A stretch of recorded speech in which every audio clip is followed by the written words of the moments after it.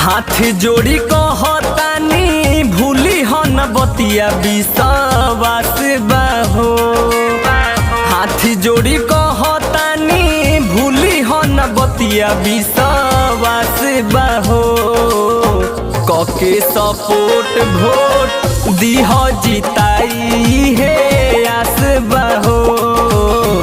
कके support vote दीह जिताई लागल आस बाहो।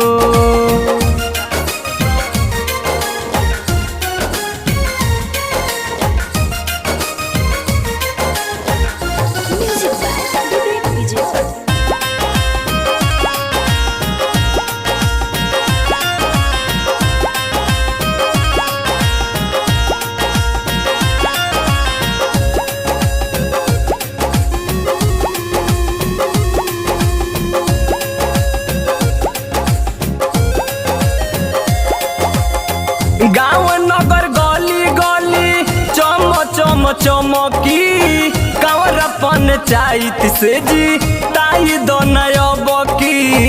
ए भैया अब किन के लहर बहो दो नयबकी।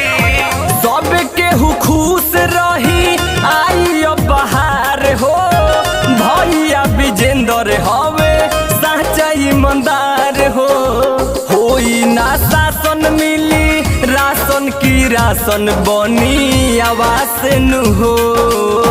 कके सपोर्ट वोट दीह जिताई है आस बाहो। कके सपोर्ट वोट दीह जिताई लागल आस बाहो।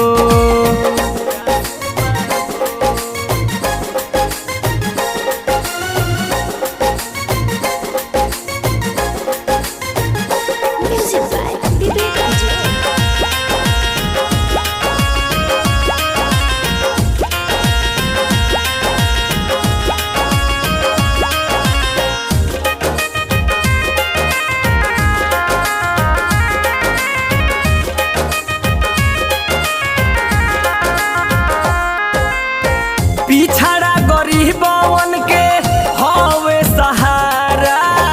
जात पात नहीं सबके करलन गुजारा। ए चाची अब की बार जिताई जाए इनके के हो। संजय विकास रवि कर ले गुहार हो। विजयी बना के इनके दीही जा दुलार हो। करे ले भलाई सबके घरे घरे जाई बाणे खासे नु हो। कके सपोर्ट वोट दीह जिताई है आस बाहो। कके सपोर्ट वोट